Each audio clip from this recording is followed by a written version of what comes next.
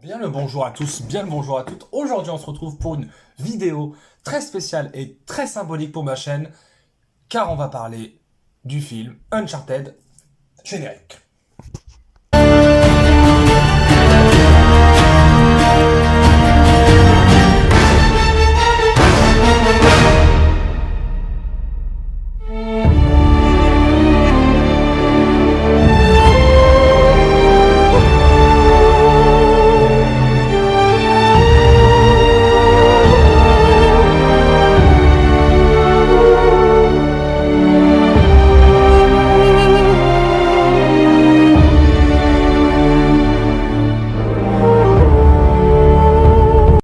Alors, Uncharted, je disais que cette vidéo est un peu symbolique puisque la toute première vidéo de ma chaîne, enfin les 4 premières vidéos de ma chaîne étaient sur les 4 jeux Uncharted. Donc, quand on m'a annoncé un film Uncharted avec Tom Holland, j'ai dit oui. Quand on m'a dit que Sully était joué par Mark Wahlberg, j'ai fait oui. Et quand j'ai vu l'abandonnant, j'ai fait ok, je suppose. Et est-ce que le film est bien? Eh bien écoutez, c'est pas si mal. Franchement, c'est pas si mal. J'avais un peu de crainte en voyant les bandes annonces et les spots télé, les pubs sur Instagram et tout le bordel. Et en fait, c'était pas si mal parce que, je vous explique. En fait, l'une de mes plus grandes peurs, c'était Mark Wahlberg. Parce que Mark Wahlberg est un acteur qui, dans les années 90, a eu une carrière plutôt bonne. Il a joué pour Paul Thomas Anderson. Et je trouve que sa carrière est intéressante jusqu'aux infiltrés. Une fois qu'il a... Après les infiltrés, il a enchaîné les choix de carrière très douteux. Il a joué dans Transformers 4 et 5 où il était dans un jeu, dans un acting absolument dégueulasse. Donc là, quand on me dit qu'il va jouer Sully, qui est un de mes personnages préférés, comme je le disais dans la vidéo sur Uncharted, oui, je suis en train de manger du saucisson, je fais ce que je veux, c'est ma chaîne. Eh bien, j'avais un petit peu peur. Et en fait, ce qui se passe, c'est également ma deuxième crainte, c'est que le film est réalisé par Ruben Fleischer. Alors, Ruben Fleischer, qui c'est? Mais concrètement, Ruben Fleischer, c'est celui-là qui a réalisé Zombieland 1 et 2, ainsi que Venom 1. Donc, on était en droit de se demander est-ce qu'il est capable de réaliser un film Uncharted, puisque Uncharted, c'est un jeu vidéo qui s'inspire très foncièrement du cinéma, qui s'inspire vraiment de Indiana Jones, et c'est un véritable hommage. Hein. Bon, déjà, il faut savoir que le film Uncharted est bien mieux que les films Tomb Raider. Parce qu'il faut savoir un truc très drôle, c'est que quand Uncharted est sorti, il s'inspirait de Tomb Raider, puisque Tomb Raider était une saga qui était finie, et quand il y a eu le reboot de Tomb Raider en jeu vidéo en 2012, ça s'est inspiré de Uncharted, donc c'est très drôle. Et en même temps, on nous annonce Antonio Banderas dans le rôle du méchant. Bon, Antonio Banderas qui a une carrière somme toute très sympathique. On sait que quand il joue dans des films américains, notamment Zorro, je trouve ça très bien. Pourquoi tout le monde a oublié les films Zorro alors qu'ils sont vraiment trop bien? Je ne sais pas. Autre question. Donc, concrètement, ce n'est pas un film, c'est un film adapté du jeu vidéo, mais c'est plutôt inspiré du jeu vidéo, c'est-à-dire que ça reprend les personnages, mais ça ne reprend pas les scénarios du film. Les scénarios des jeux vidéo. Je m'explique. En fait, dans les 4 premiers épisodes d'Uncharted, dans le 1, il recherche l'Eldorado, dans le 2, il recherche la pierre de Shintamani et Shambhala, dans le 3e volet, il recherche la cité d'Iram, et dans le 4e volet, il recherche un trésor pirate. Et c'est ça qui va nous intéresser. Puisqu'en fait, tout le film, il y a plein de scènes qui sont, comment dire, qui sont inspirées des 4 jeux. Ils ont pris diverses inspirations. Il y a la scène de l'avion qui est dans le 3, il y a la grotte où il y a le bateau pirate caché qui est un hommage clairement au 4e volet avec l'île de Libertalia. On a les catacombes de l'église qui sont clairement inspirées de l'église dans le premier épisode. Donc en soi, le film n'est pas si mal. Les scènes d'action sont peu nombreuses, et je trouve qu'il y en a genre 4 ou 5 à tout péter. Elles sont pas si mal, à part la scène de l'avion que je trouve vraiment un peu... en termes d'effets spéciaux, c'est pas fou. Donc ouais, non, c'est pas si mal. Tom Holland et Sully, c'est ça qui m'intéressait énormément et qui m'intéresse dans les jeux Uncharted, c'est la relation entre Sully et Nathan Drake. Et j'attends cette relation un peu de père de substitution, étant donné que Drake a perdu son frère, il a perdu sa mère, son père, c'est un orphelin en fait.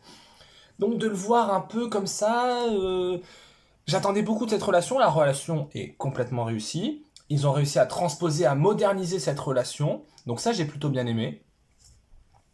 Mark Wahlberg joue bien, il est bien dirigé, donc ça déjà ça fait plaisir à voir. Tom Holland est dans son jeu de d'habitude, il joue bien, la VF est bonne, même niveau corporellement, en termes de bagarre, en termes de physique, il y a quelque chose qui se passe. Les décors sont vraiment pas mal puisque ils ont fait l'effort, d'aller tourner dans certains pays du monde.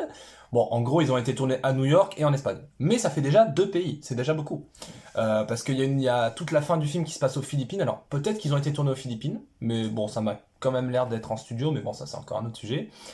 Je trouve ça dommage justement que la scène où ils découvrent le trésor avec les bateaux soit en fond vert. Parce qu'ils ont, alors, ils ont fait les bateaux, les 2 bateaux, ils les ont fait en décor en réel, quoi. Ça c'est cool. Mais j'aurais aimé un peu plus d'effets pratiques, un peu plus de moins d'effets visuels, puisque c'est ce que je disais dans ma vidéo sur Venom. Enfin, je sais pas si je l'ai dit, bref, c'est que Ruben Fleischer ne sait pas filmer des fonds verts. C'est-à-dire que il y a pas mal de plans avec un fond vert qui sont vraiment dégueulasses. Je suis obligé de le dire. Et je trouve qu'il y a certaines scènes d'action où on perd un peu le rythme alors que justement on est censé le dynamiter, quoi.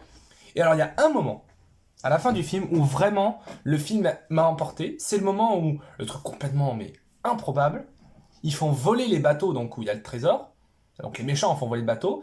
Et donc Nathan finit par buter un gars. Il prend ses pistolets et il a le costume originel qu'il a dans les jeux vidéo.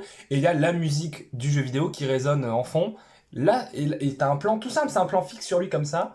Là, ça m'a plu. Là, le truc m'a emporté. Je me suis dit, ok, là, je suis dedans. C'était la fin du film. Le film m'a plu parce qu'il y a aussi le personnage de Chloé Fraser, qui est pas mon personnage préféré, mais qui est un personnage plutôt bien écrit, plutôt très bien interprété par cette actrice qui s'appelle, je ne sais plus comment, mais qui est très jolie et qui joue très bien. Donc vraiment, non, j'ai pas vraiment envie d'épiloguer de fou là-dessus. Je trouve que c'est un film qui... En fait, quand tu adaptes un jeu vidéo, je crois qu'il n'y a aucune adaptation de jeu vidéo qui est bien. Assassin's Creed, c'est nul. Doom, c'est nul.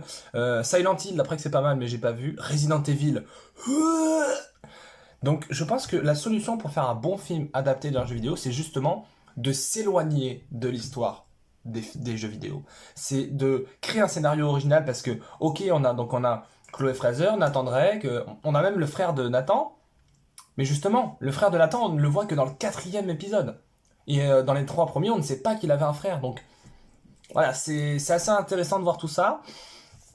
Et justement, le fait qu'il se soit complètement éloigné des jeux, juste en essayant de reprendre les scènes un peu iconiques, bah ça m'intéresse. Ça m'intéresse. Et puis il y a plein de petites références comme ça qui sont posées que moi j'ai trouvé pas mal. Il y a notamment une scène où ils arrivent, Chloé Fraser et Nathan Drake arrivent sur une plage. Et il parle à un vacancier. Et en fait, ce vacancier, c'est l'acteur qui a joué Nathan Drake dans les jeux vidéo en motion capture. Alors ça, c'est une référence que personne ne va avoir, mais moi je l'ai eu et j'étais bien content. Donc voilà, Uncharted pour moi c'est un petit... ouais, c'est un petit 15 sur 20. C'est potentiellement dans mon top de l'année. Ouais, ça c'est possible. Parce que c'est un film qui est pas parfait, qui a des... Même en termes de mise en scène, en termes de montage, même en termes de photographie, c'est pas exceptionnel et c'est pas des plans de ouf, mais c'est très divertissant, c'est très sympathique. J'en ressors avec un bon souvenir. C'est pas un film qui va me marquer de fou, mais c'est un film qui m'intéresse. Voilà, c'est un film qui j'ai bien envie de voir la suite. J'aimerais que dans la suite justement, soit ils adaptent alors pas le 4e puisque ce serait trop semblable à ce qu'ils ont fait. Mais moi j'aimerais bien qu'ils adaptent le 2e volet justement, parce que le 2e volet qui se passe donc en Asie avec l'Himalaya, l'Inde, Shambhala, tout ça, ça m'intéresserait de voir Tom Holland dans cet environnement-là, avec ses montagnes, un peu ses décors. Non, j'aimerais bien voir Uncharted 2 en film, moi je pense que ça peut être pas mal, voilà. Je suis pour une suite en tout cas. Et puis voilà. Voilà. Voilà, la vidéo est terminée, j'ai un peu envie de vous dire quand même 2-3 petits mots sur les spots qu'on a eu au Super Bowl, hein, on peut en parler un petit peu. Allez, on en parle un petit peu.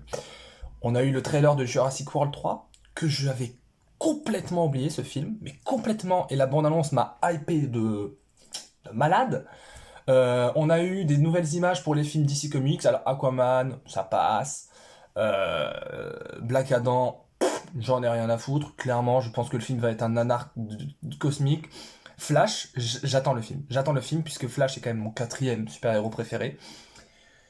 Mais je pense que Ezra Miller, c'est pas Flash, quoi. Genre, rien que physiquement, dans le costume, ça se voit que le gars n'est pas Flash, quoi. Donc j'attends de voir. Peut-être je vais être sur une bonne surprise, mais j'attends de voir.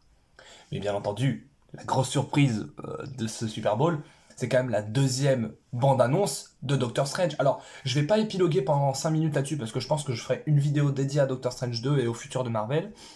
Mais là où la première bande-annonce m'avait beaucoup hypé, mais j'attendais de voir, là la deuxième bande-annonce, on est clairement pas prêt pour Doctor Strange 2, les gars, je vous le dis. Hein. On est là, c'est-à-dire que Marvel, à chaque fois, on se dit oh la vache, ils pourront pas faire aussi bien que Spider-Man, oh la vache, ils pourront pas faire aussi bien qu'Avengers Endgame, et en fait, si. En fait, si, ils peuvent limite faire mieux. Donc, moi, je sais plus quoi dire. Hein. Et puis voilà. Donc, voilà, on verra bien. Allez, c'était l'Avengers du cinéma, je vous dis à bientôt pour de prochaines vidéos.